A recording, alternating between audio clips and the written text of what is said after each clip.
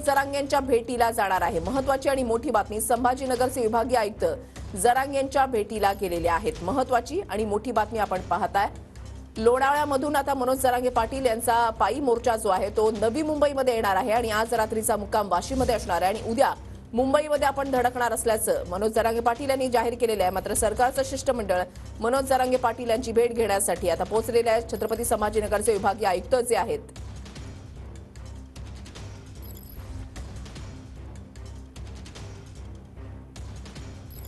विभागीय आयुक्त मधुकर आर्दड आता आपल्या सोबत आहेत। आर्दडजी, नेमकं आता काय होणार आहे? जरांगेंच्या भेटीसाठी किती जण पोहोचलेले आहेत?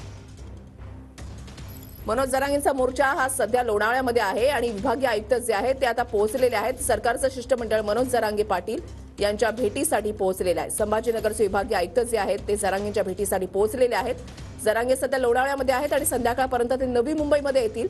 आज रात्रीचा मुक्काम त्यांचा वाशीमध्ये असणार आहे।